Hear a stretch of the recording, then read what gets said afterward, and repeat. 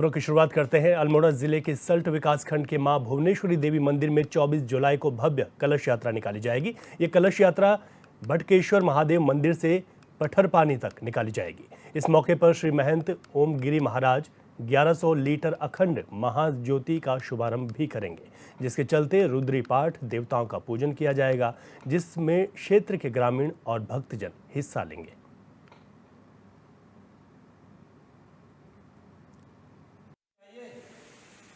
की ओर से सादर प्रणाम। जिस प्रकार आपको अवगत कराना चाहता हूं कि 24 तारीख को 1100 लीटर सरसों के तेल का अखंड ज्योति का उद्घाटन श्री महंत ओमगिरी जी महाराज जी द्वारा दीप प्रज्वलित किया जा रहा है। आप कलश यात्रा भटकेश्वर महादेव परिसर पठरपानी से भुवनेश्वरी मंदिर तक होगा।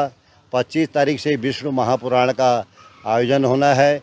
4 अगस्त को विशाल भंडारा होगा। आप सभी भक्तजनों से निवेदन है कि इस आयोजन को शांतिपूर्वक तन मन धन से सहयोग प्रदान करें। मां भुवनेश्वरी मंदिर का आशीर्वाद लें। जय। धर्मनगरी हरिद्वार में आगामी 22 जुलाई से कांवड़ मेले का आयोजन होने जा रहा है। हालांकि यात्रा शुरू होने से पहले रोजाना हजारों की संख्या में शिव भक्त हरिद्वार पहुंच रहे हैं और हरिद्वार में कई अनोखी कांवड़ देखने को भी मिल जाती हैं। एचएनएन ने भी एक ऐसी ही कलयुग के श्रवण कुमार से खास बातचीत की है।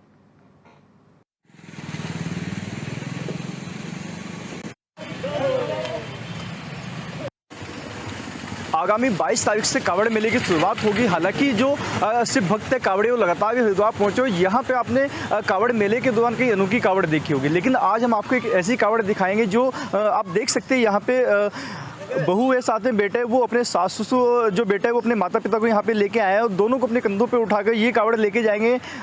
बातचीत कर लेते हैं इनसे कि आप कहाँ से आए हैं और कितने किलोमीटर का आपका सफ़र है। जी, क्या नाम है आपका? दिनेश। कहाँ से आए हैं आप? भिवानी से, हरियाणा। कितने किलोमीटर का सफ़र? 350। अच्छा, ऐसा क्या पुराण होने देखे कि लोग कांवड़ लेके जाते हैं, लेकिन आप अपने माता पिता को लेके आए हो? ऑटोमेटिक मन में आएगी। इससे पहले भी कभी किया है? ये भाई लिया करता चूल्हा कावड़ बिल्कुल। देखिए, 2 भाई ये सगे हैं और दोनों सगे भाई यहाँ पे एक साथ अपने माता पिता को लेके पहुँचे थे। पत्नी भी शायद आपके साथ में है। बड़े भाई जी, घर वाले बड़े भाई। तो आप माता पिता को लेके आए? इससे पहले भी कभी लेके आए हैं? मैं झूला ले चुका हूँ, कई बार ले चुका हूँ। जाटा में लेके आता ही मेरे फिर मन में आ गई मैं माता पिता ने ले जाऊँ। सबसे बड़े तो माता पिता हमने किस तरह पाले हैं, किस तरह जन्म दिया है, तो वो सबसे बड़ी चीज़ होगा। इन्हों लगा भोला बाबा का ये माता पिता, उसने भी कोई चीज़ शक्ति मिली होगी, जब मिली होगी। बिना कर्म मिले तो शक्ति कोई मिला ही नहीं इस चीज़ में। आपने मेरा इस चीज़ का तो बिल्कुल देखिए, जहाँ ऐसे युग में लोग अपने माता पिता को घरों से निकाल देते हैं, लेकिन आज भी ऐसे लोग यहाँ पे देखने के लिए मिल जाते हैं, ऐसे शिव भक्त देखने के लिए मिल जाते हैं जो अपने माता पिता को कावड़ के रूप में अपने कंधों पर उठाकर यात्रा कराते हैं। इनसे भी बातचीत कर लेते हैं। जी माता जी, कैसा लग रहा है? क्योंकि आज का समय नहीं है ऐसा कि जब बेटा उठा के ले जाए। बेटा कौन? मेरा बेटा शर्मन बेटा वो है, शर्मन बेटा है मेरे इसके बहुत लग लाग रही थी। नहीं सोचा कर मैं माँ पिता ने बिठा के ले आऊँगी। और आपकी तो बहू भी साथ में आई है? हाँ, बहू भी है, मेरी बहू भी अच्छे, बेटा भी मेरा। तो घर पे भी ऐसी सेवा होती है? हाँ, घर भी ऐसी सेवा होती है। तो खुश हो आप? खूब, बहुत खुश हूँ मैं। बिल्कुल। देखिए, माता पिता भी काफ़ी खुश है। माता से बातचीत की है, पिताजी से भी एक बार जान लेते हैं कैसा लग रहा है। आप आए हो यहाँ पे, हरिद्वार आए हो, कैसा लग रहा है? ठीक लग रहा है जी। अब से पहले कब आए थे यहाँ पे? मैं पहली बार हो रहा है, मेरा मुखिया जन्म। पहली बार आए हो? हाँ, लड़का कई बार लिया पापा, फिर मम्मी पापा ले जाओ। तो बड़े अनोखे पल होते होंगे ये, जब आप कंधों पे आप ये लेके जाते हैं कंधों के ऊपर, तो कैसा लगता है? बढ़िया लग रहा है। बिल्कुल। देखिए, यहाँ पे जो माता पिता है काफ़ी खुश है बच्चों के इस कदम से, क्योंकि ये बहुत कम ऐसा देखने के लिए मिलता है। और ख़ास तौर से जब बेटों के साथ साथ बहू भी साथ में आए तो काफ़ी अनोखी ये कावड़ हो जाते हैं। तो बातचीत कर लेते हैं एक बार बहू से भी। आप भी यहाँ पे आए हो, क्योंकि नहीं होता है ऐसा आज के समय में, लेकिन आप भी आए हो, तो क्या कहेंगे आप? हमें माता पिता को नहाने की मन में इच्छा थी, इसलिए हमें बहुत अच्छा लगा, इसलिए आए। और लोगों के लिए क्या मैसेज दोगे, क्योंकि ऐसा बहुत कम होता है? भाई और भाई भी ले जाए, माता पिता माता से पता मिल उनसे बड़ा तो कुछ भी को नहीं। बिल्कुल, देखिए कावड़ मेले की शुरुआत हो चुकी है। यहाँ पे लगातार भी जो शिव भक्त हरिद्वार पहुँचे गंगा जल लेने के लिए, और हमने देखे कि अनोखी अनोखी कावड़ आती है, लेकिन ऐसे में कोई अपने माता पिता को अपने कंधों पर उठा के लेके आए और साथ में बहू भी जब साथ में आती है तो बड़ी अनोखी ये कावड़ मानी जाती है। अपने सहयोगी के साथ में मैं मनोज कश्यप, HN 24/7 के लिए हरिद्वार। देहरादून की चक्राता तहसील क्षेत्र में 14 जून को जल जीवन मिशन योजना के तहत बनी सावरा पेयजल लाइन को गांव के ही कुछ दबंगों ने क्षतिग्रस्त कर दिया था। मामले में उप जिलाधिकारी चक्राता ने जांच कर कार्रवाई करने के निर्देश दिए थे और अधिकारियों ने निर्देश के बाद संयुक्त निरीक्षण भी किया था, जिसमें पाया गया कि पेयजल लाइन में एक पाइप तोड़फोड़ कर हटाया गया, लेकिन 1 महीना बीत जाने के बाद भी न तो पीड़ित पक्ष को पेयजल उपलब्ध कराया गया है और न ही पेयजल लाइन को क्षतिग्रस्त करने वाले दबंगों पर कार्रवाई की गई है। एसडीएम चक्राता का कहना है कि मामले में जल्द कार्रवाई की जाएगी।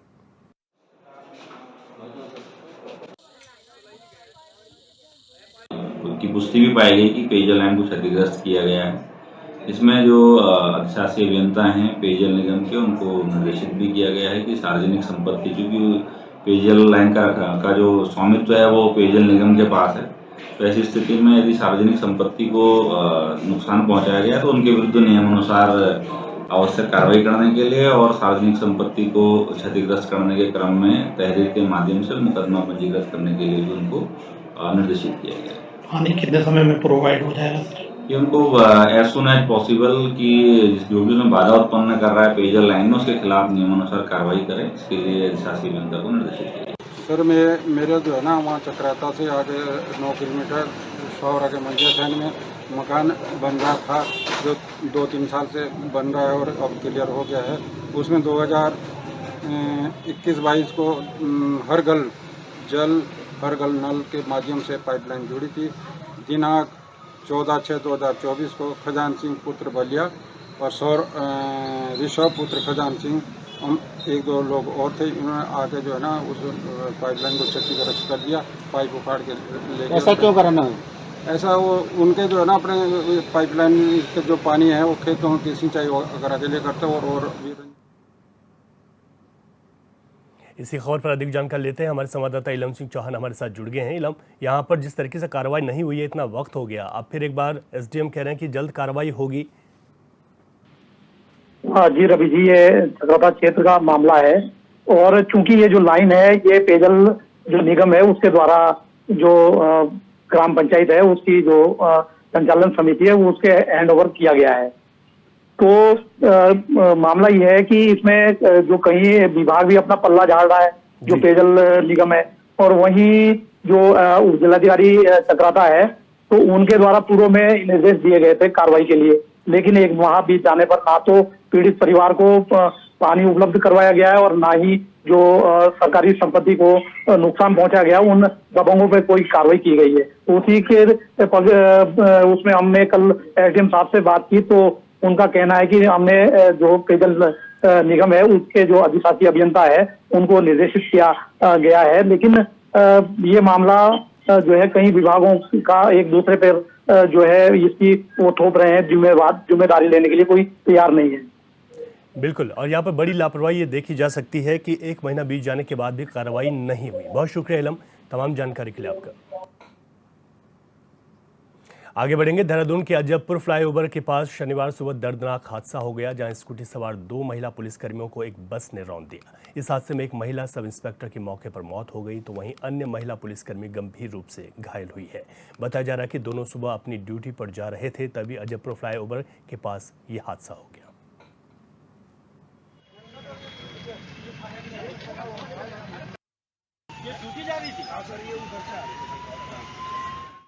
संवाददाता हिमांशु गौड़ हमारे साथ फोन लाइन पर हैं। हिमांशु, और क्या कुछ अपडेट मिल पा रहा है और जो घायल हैं उनकी क्या स्थिति इस वक्त है?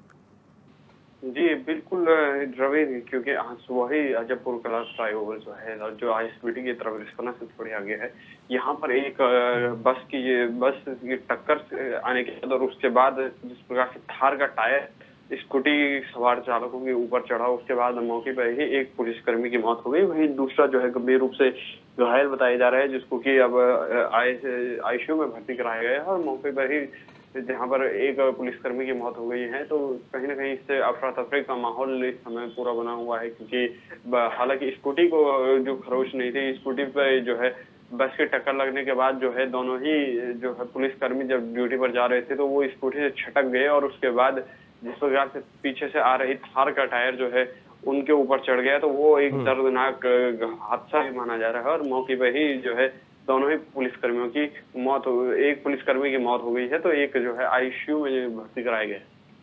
ठीक है हिमांशु, और भी आपसे अपडेट लेते रहेंगे। बहुत शुक्रिया तमाम जानकारी के लिए आपका। अगली खबर का रुख करेंगे जो कि मुजफ्फरनगर से है। हाईवे पर कांवड़ियों की गाड़ी पलटी है और कैंटर का टायर फटने से ये बड़ा हादसा हुआ है। ये बड़ी खबर आपको बता रहे हैं। हादसे में कई कांवड़िए घायल हुए हैं। घायलों को अस्पताल भेजा गया है। आगरा से हरिद्वार ये सभी कांवड़िए आ रहे थे। रतनपुरी थाने के NH 58 पर ये बड़ी घटना हुई है, जहां पर जो घायल कांवड़ी है उनको अस्पताल पहुंचाया गया है। हादसे में कई कांवड़िए यहां पर घायल हुए हैं। घायलों को अस्पताल इलाज के लिए पहुंचाया गया है। तो ये बड़ी खबर आपको बता रहे हैं, जहां पर आगरा से हरिद्वार तमाम कांवड़िया आ रहे थे, क्योंकि अब 22 जुलाई से यहां पर कांवड़ यात्रा शुरू हो रही है। रतनपुरी थाने के NH 58 पर यह बड़ा हादसा हुआ है। मुजफ्फरनगर हाईवे पर कांवड़ियों की जो गाड़ी थी वो पलट गई, जिसमें कई कांवड़ी घायल हो गए हैं। कैंटर का टायर फटने से ये बड़ा हादसा हुआ। अधिक जानकारी लेते हैं। हमारे संवाददाता आदेश सैनी हमारे साथ फोन लाइन पर जुड़ गए हैं। आदेश, और क्या अपडेट मिल पा रहा है यहाँ पर? आपको बता दूं कि रतनपुरी थाना क्षेत्र के NH 58 का ये मामला है, जहां टायर फटने से पूरा मामला हुआ है, जिसमें आधा दर्जन के करीब लगभग कांवड़िए घायल हुए हैं, जिनको सभी घायलों को खतौली के CHC पर भर्ती कराया गया है, जहां पर उनका उपचार जारी है। और देखने वाली बात यह है कि अब किसी भी तरह की कोई जनहानि नहीं हुई है, बाकी सभी का उपचार अभी जारी है। ठीक है आदेश, आपने कहा कि गनीमत इस बात की रही कि कोई जनहानि नहीं हुई है, उपचार जारी है। बहुत शुक्रिया तमाम जानकारी के लिए आपका।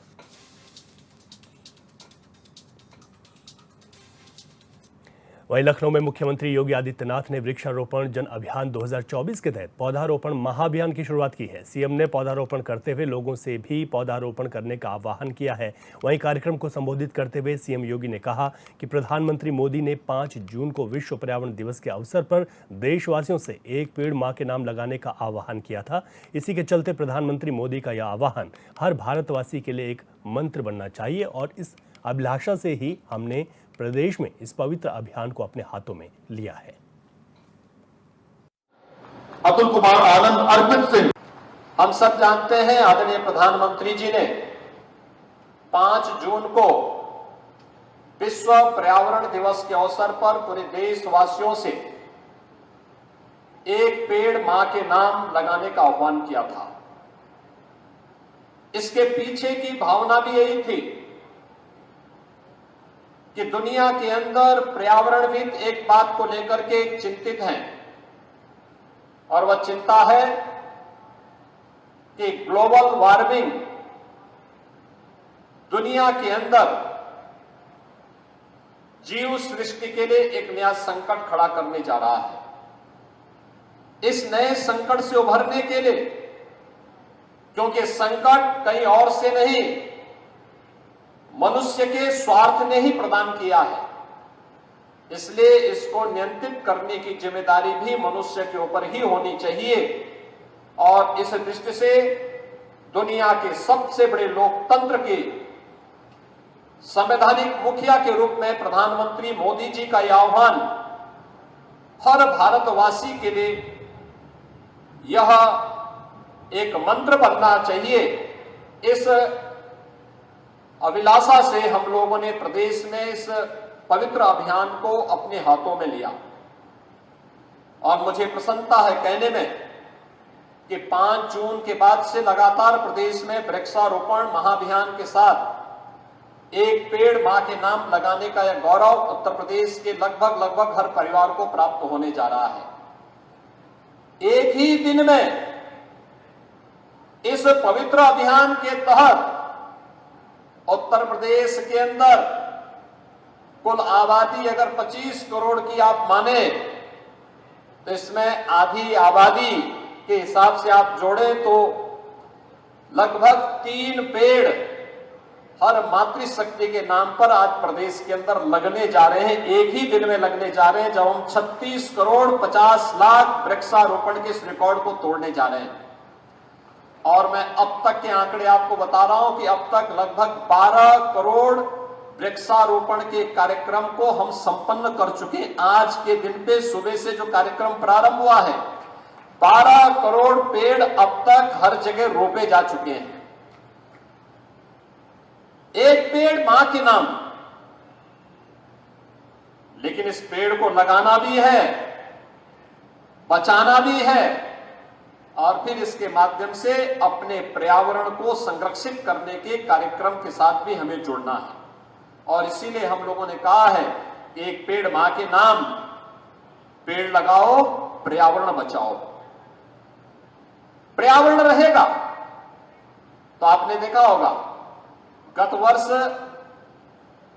प्रदेश के अंदर एक बड़े क्षेत्रफल में, और प्रदेश ही नहीं देश में भी दुनिया में भी हम लोग देख रहे थे, अक्टूबर महीने में बाढ़ आई थी। बाढ़ का समय अगस्त और मध्य सितंबर के अंदर अक्सर रहता है, लेकिन गत वर्ष अक्टूबर के अंत में बाढ़ आई थी। बहनों और भाइयों, जुलाई प्रथम सप्ताह में कभी बाढ़ नहीं आई थी। पहली बार जुलाई प्रथम सप्ताह में भी बाढ़ की विभीषिका को हम सब कुछ झेलने के लिए मजबूर हुआ था। 24 जनपद अकेले उत्तर प्रदेश में, 20 लाख से अधिक की आबादी, नेपाल और उत्तराखंड में आई अतिवृष्टि के कारण बाढ़ की चपेट में आए। ये ग्लोबल वार्मिंग के ही दुष्प्रभाव हैं।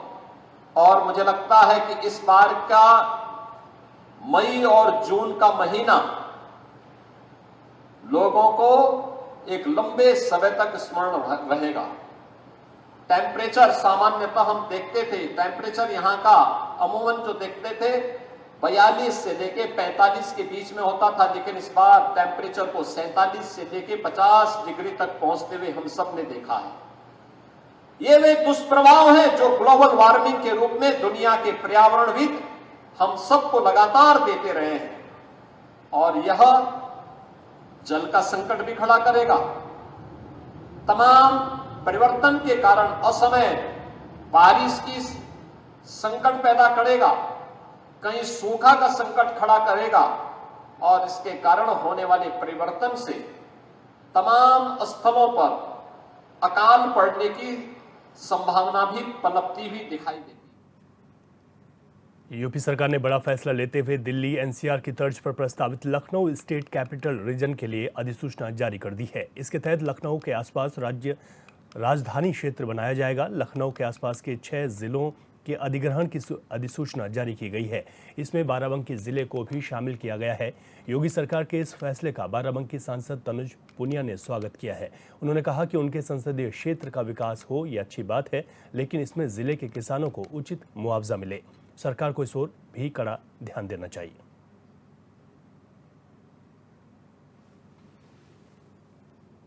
फैसले का हम स्वागत करते हैं। जैसे किसी भी चीज में विकास अगर हो रहा है, अगर विशेष रूप से मेरा संसदीय क्षेत्र बाराबंकी पड़ता है, तो बाराबंकी का अगर विकास हो रहा है तो उस चीज का हम स्वागत करते हैं। लेकिन एक बात मैं कहना चाहूंगा अपनी तरफ से कि जिस तरह से हमारा बाराबंकी जो जिला है वो ग्रामीण क्षेत्र ज्यादा पड़ रहा है, जिस एरिया में ये हो रहा है, ग्रामीण क्षेत्र के साथ साथ उसमें खेती बाड़ी किसानी के जो आबादी है वो सबसे ज्यादा है। जो किसान हैं उनका अगर उनकी जमीन अधिग्रहित की जाए तो उनको मुआवजा सही मिले, ज्यादा मिले और किसानों का नुकसान भी ना हो, गरीबों का नुकसान ना हो, जो गांव में रहते हैं उनका नुकसान ना हो। इस पे विशेष ध्यान देना पड़ेगा सरकार को और इस बात के हम लोग भी मॉनिटरिंग करेंगे, हम लोग भी ध्यान रखेंगे किसी का नुकसान ना होने पाए। बाकी विकास जो हो रहा है बाराबंकी।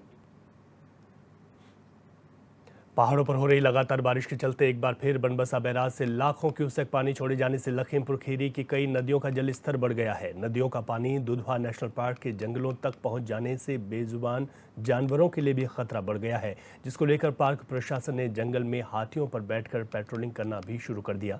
साथ साथ पार्क कर्मी भी जंगल के अंदर बाढ़ के पानी में बेजुबानों की सुरक्षा में लगे हुए हैं।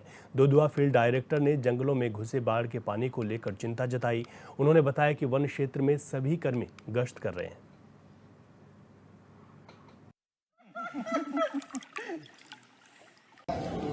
आप अवगत हैं कि दुधवा नेशनल पार्क में पिछले दिनों हुई वर्षा के कारण बहुत पानी आ गया था। अधिकांश वन क्षेत्र हमारा जलमग्न हो रखा है।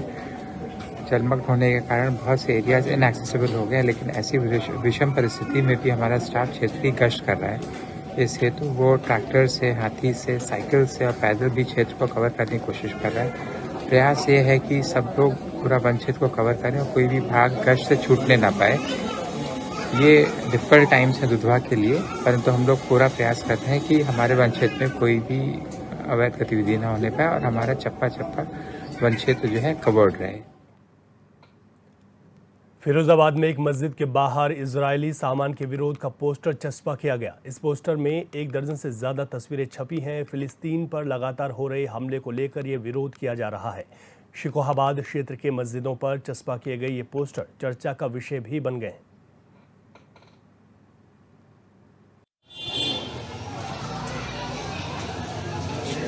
इन सारी चीज़ों को देखकर वो कोई भी इंसानियत हो वो कांप जाती है।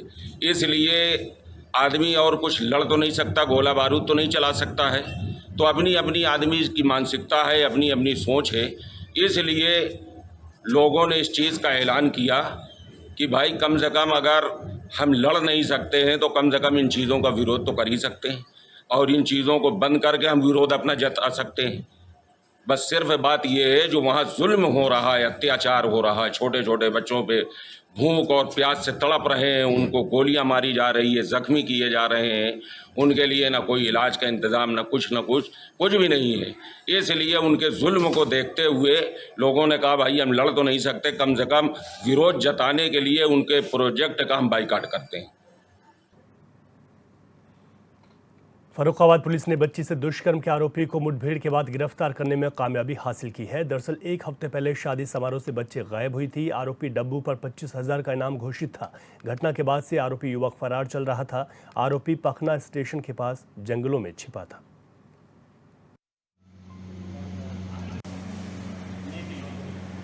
और उसने अपना जुर्म कबूल करते हुए बताया कि उसने एक छोटी बच्ची के साथ दुष्कर्म किया था, इसीलिए इसी डर से वह भागा हुआ था और उसने बचने के लिए फायर किया था।